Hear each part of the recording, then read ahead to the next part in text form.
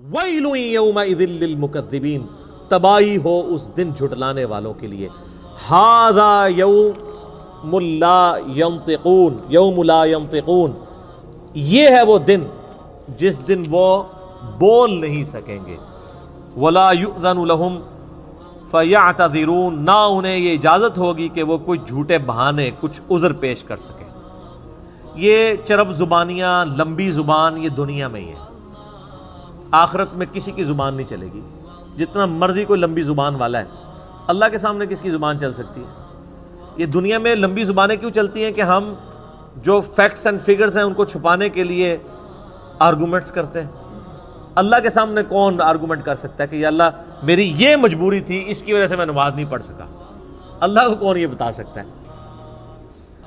یہ دنیا میں کہا جا سکتا ہے جو رزق مانا بھی دے جناب عبادت ہے نا. یہ دنیا میں تو سارے ڈنڈیاں آپ مار سکتے ہیں، اللہ تعالیٰ کو کوئی کہانی کروا سکتا ہے؟ اللہ کو تو کوئی کہانی. تو اللہ فرماتا ہے کہ ان کو بولنے کی اجازت نہیں ہوگی. اور اس کی تفسیر تو پھر سورہ یاسین میں آتا ہے نا، الیوم نختم علی افواہہم وتکلمنا ایدیہم، ہم ان کے منہوں کے اوپر مہر لگا دیں گے، ان کے ہاتھ اور پاؤں، ان سے ہم کلام کریں گے، وہ ان کے کیے ہوئے اعمال کے اوپر گواہ ہوں گے. سورہ حمیم میں سجدہ میں آتا ہے کہ انسان اپنی کھال اور اپنے اعضاء سے کہے گا کہ تم تو میرے تھے، تم میرے خلاف بھی گواہی دینا شروع ہو گے، تمہیں کس نے زبان دے دی؟ تو کھال اور انسان کے جسم کے اعضاء بول کر کہیں گے ہمیں اس نے زبان دی ہے جس نے ہر ذی روح کو، ہر زندہ چیز کو زبان دی تھی. ان کا عذر قبول نہیں کیا جائے گا. وَيْلٌ يَوْمَئِذٍ لِّلْمُكَذِّبِينَ، تباہی ہے اس دن جھٹلانے والوں کے لیے. ہذا یوم الفصل، یہ ہے فیصلے کا دن. جمعناکم والاولین، جس دن ہم تمہیں بھی جمع کریں گے اور سارے اولین، اگلے جتنے گزر چکے ہیں تمام اگلوں اور پچھلوں کو اس دن جمع کر لیں گے. فَإِن كَانَ لَكُمْ كَيْدٌ فَكِيدُونَ، پس اگر تمہارے پاس کوئی چال ہے تو میرے خلاف چل کے دکھاؤ. ہائے ہائے ہائے یار، اللہ بڑا ڈاڈا ہے. یہ طنز کرنا اور اتنے سخت انداز میں گفتگو کرنا اسی لیے ہے کہ انسان اپنے آپ کو درست کر لے. اللہ تعالیٰ پھر قیامت میں فرمائے گا لو جمع ہو گئے، کر لو، آپ کوئی چال ہے تو چل کے بتاؤ. اور یہ اللہ کا کتنا کرم ہے کہ یہ جو اس وقت اللہ تعالیٰ کی طرف سے ٹانٹ اور تانا ملنا ہے انسان کو، وہ دنیا میں سنایا جا رہا ہے اور ویڈیو چلائی جا رہی ہے تاکہ اس دن کے آنے سے پہلے پہلے اس ٹانٹ سے، اس تانے سے تم بچ جاؤ. یہ اللہ کی کرم نوازی ہے. سورۃ المؤمن میں ایک بڑی زبردست آیت ہے، اسی کانٹیکسٹ میں میں اکثر کوٹ کرتا ہوں، میرا یوٹیوب پہ ایک کلپ بھی ہے، کیا اللہ کو بھی تکلیف ہوتی ہے؟ سورۃ المؤمن کے شروع کی آیات میں سے اللہ تعالیٰ فرماتا ہے کہ ہم مجرمین کو جب قیامت والے دن عذاب دیں گے نا، پھر ان سے پوچھیں گے کہ آج تمہیں تکلیف ہو رہی ہے نا، آج اپنی جان سے تم بیزار ہو نا اس تکلیف کی وجہ سے؟ وہ کہیں گے ہاں. تو اللہ تعالیٰ فرمائے گا اس سے زیادہ ہمیں تکلیف ہوتی تھی جب دنیا میں تمہیں ہماری طرف بلایا جاتا تھا اور تم روگردانی کرتے تھے. یہ اللہ تعالیٰ کا انداز بتا رہے ہیں.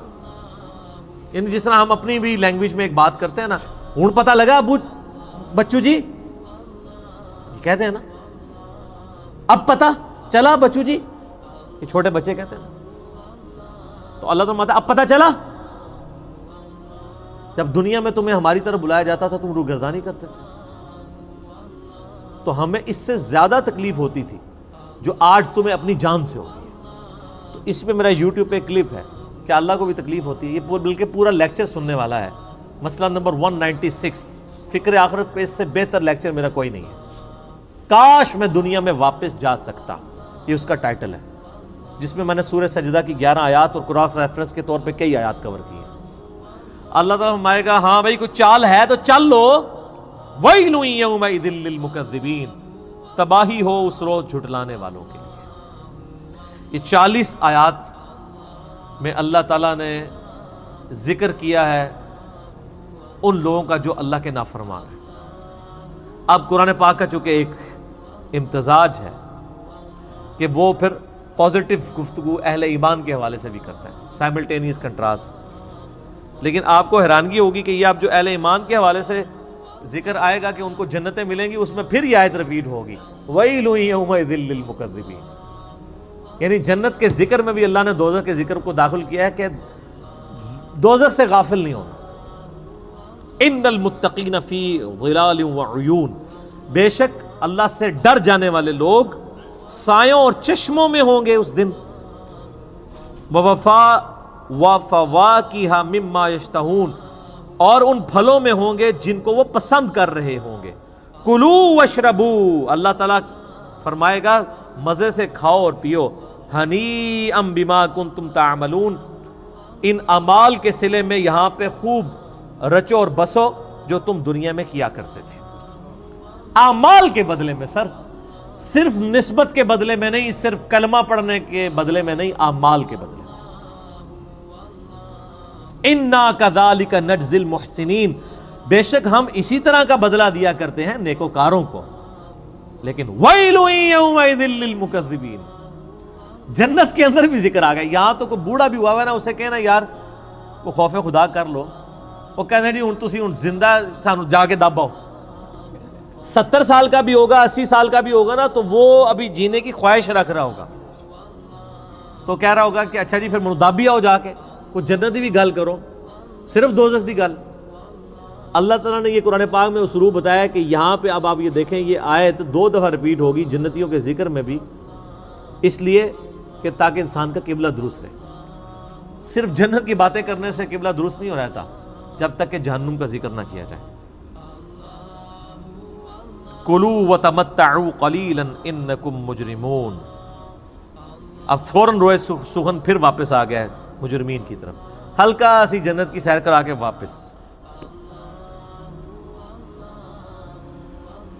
کھاؤ اور پیو، دنیا میں عیش کر لو تھوڑا سا وقت. انکم مجرمون، بے شک پھر ہے تو تم مجرم ہی ہو نا. کتنی عیاشی کر لو گے؟ 50 سال، 60 سال، 70 سال، 100 سال، 130 35 سال، کتنے سال کا جی لو گے؟ 100 سال سے اوپر تو بہت کم لوگ جاتے ہیں. جاپان میں اس وقت یعنی دنیا میں سب سے زیادہ لوگ ہیں جو 100 کو کراس کیے ہیں، 5,500 لوگ ہیں. اور ان میں بھی جو سب سے زیادہ عمر رسیدہ خاتون ہے وہ بھی 125 سے اوپر نہیں گئی ہیں. کتنا کوئی جی لے گا؟ سر دنیا میں کوئی 150 سال بھی جی لے، صرف قیامت کا دن جو ہے نا وہ 50,000 سال کا دن ہے.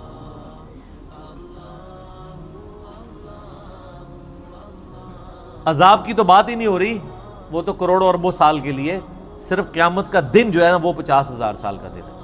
صرف دنیا میں نافرمانی کے سبب قیامت کا دن ہی عذاب میں کاٹنا پڑ جائے نا تو یہ ان امیجنیبل ہے. 50,000 سال.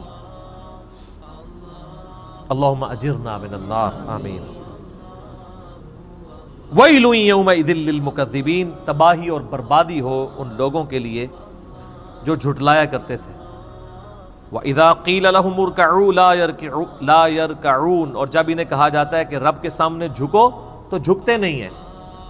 کیوں نہیں جھکتے؟ وہ کہتے ہیں کچھ بھی ہے یا اللہ تیرے محبوب کی امت سے، نمازیں پڑھنے کی کون سی ضرورت ہے؟ ابھی بھی یوٹیوب کے اوپر کتنے باعثین ہیں بڑے تگڑے قسم کے جو کلیئر کٹ آ کے یہ بیان دیتے ہیں کہ جی بس جو بندے نے کلمہ پڑھ لیا ہے، نبی علیہ السلام سے محبت رکھتا ہے، اب اسے کوئی ضرورت نہیں نماز روزہ کرنے کی، وہ جنتی ہو چکا.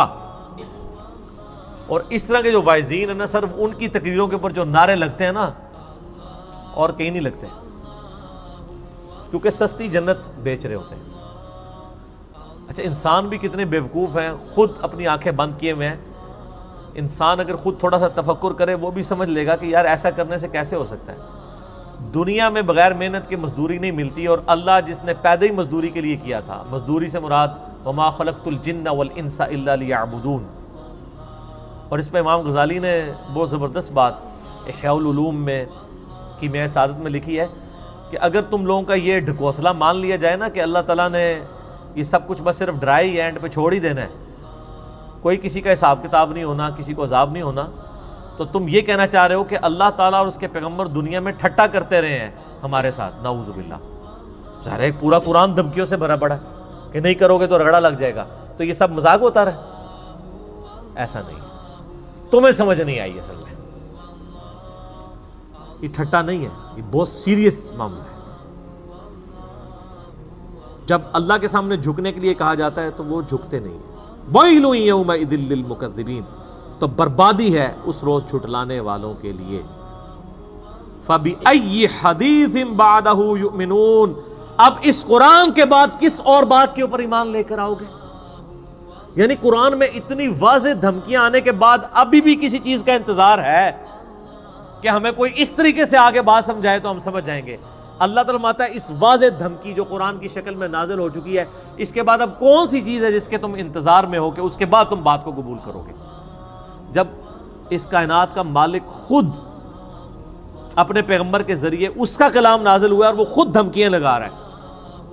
یہ نبی علیہ السلام کا کلام نہیں ہے، کلام اللہ ہے، آپ کی مبارک زبان سے نکلا ہے۔ کلام تو اللہ کا ہے، اس سے بڑی کوئی چیز ہو سکتی تھی کہ اللہ تعالیٰ خود دھمکی لگائے تو تب آپ کو یقین آئے اور مجھے یقین آئے؟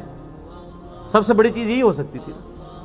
تو اللہ تعالیٰ فَبِأَيِّ حَدِيثٍ بَعْدَهُ يُؤْمِنُونَ، کس بات پر اس کتاب کے بعد ایمان لاؤ گے تم لوگ؟ اللہ کا قرآن نازل ہونا، اس کی کتاب کا نازل ہونا، اور پھر صرف کتاب نہیں، اس کتاب کی پریکٹیکل اپلیکیشن۔ لَقَدْ كَانَ لَكُمْ فِي رَسُولِ اللَّهِ أُسْوَةٌ حَسَنَةٌ، قرآن مجسم، قرآن کا اگر کوئی ایک جسم بنایا جاتا، ایک پریکٹیکل، تو نبی علیہ السلام کی مبارک ذات ہے وہ، جو صحیح مسلم میں حدیث ہے۔ سیدہ عائشہ سے کسی نے پوچھا کہ نبی علیہ السلام کے اخلاقیات کیسے تھے، آپ علیہ السلام کے معاملات کیسے تھے؟ تو انہوں نے کہا قرآن نہیں پڑھتے، قرآن ہی نبی علیہ السلام کے اخلاق۔ یعنی قرآن کا مطلوب انسان اگر کوئی روئے عرض پہ ہے پریکٹیکل فارم میں، تو اللہ کے محبوب صلی اللہ علیہ وآلہ وسلم کی مبارک ذات ہے۔ پریکٹیکلی انہوں نے کر کے بھی دکھا دیا، سلیبس کی فارم میں کتاب دے بھی دی، اور قیامت تک کے لیے چھوڑ بھی دی۔ حجۃ الوداع کے موقع پہ بھی فرمایا قرآن چھوڑ کے جا رہا ہوں اور میری سنت۔ غدیر خم پہ بھی فرما دیا کہ قرآن کو پکڑ لینا، ہدایت پہ رہو گے، چھوڑ دو گے گمراہ ہو جاؤ گے، اور میرے اہل بیت کے ساتھ اس نے سلوک کرنا۔ قرآن ہی کر کے گئے نبی علیہ السلام۔ اسی لیے میرے بھائیو، جو میرا پہلا مسئلہ ہے نا، مسئلہ نمبر 1، وہ ہے ہی ہے امام الانبیاء کی دعوت قرآن، اور میرا ریسرچ پیپر نمبر 4 ہے اسی کے اوپر۔ اس پہ ہم نے ٹائٹل آیت لگائی ہے سورۃ الانعام کی آیت نمبر 19، وَأُوحِيَ إِلَيَّ هَذَا الْقُرْآنُ لِأُنذِرَكُمْ بِهِ وَمَنْ بَلَغَ۔ اے نبی علیہ السلام فرما دیجئے یہ قرآن مجھے اس لیے وحی کیا گیا تاکہ اس قرآن کے ذریعے میں تمہیں ڈر سناؤں، اور جس تک یہ کتاب پہنچ جائے وہ اس کتاب کے ذریعے ڈر سنائے۔ فَذَكِّرْ بِالْقُرْآنِ مَنْ يَخَافُ وَعِيدٍ، قرآن کے ذریعے اے نبی علیہ السلام نصیحت کیجئے اس کو جو خدا کی دھمکی سے ڈر جائے۔ تو نبی علیہ السلام کی دعوت کا تانا بانا ہی قرآن تھا۔ صحیح مسلم میں اوپر تلے 4 حدیث ہیں کتاب الجمعہ چیپٹر کے اندر، کہ نبی علیہ السلام قرآن حکیم ہی پڑھ کے تقریر کیا کرتے تھے، اور اکثر سورہ قاف ہوتی تھی، سورہ نمبر 50 پارہ نمبر 26 کے اندر۔ تو قرآن کے ذریعے آپ علیہ السلام تذکیر کیا کرتے تھے، اسی کے ذریعے نصیحت کیا کرتے تھے۔ اسی لیے آپ کو اثر بھی نظر آتا تھا، قصے کہانیاں نہیں تھی، بلکہ اللہ کا سچا کلام تھا۔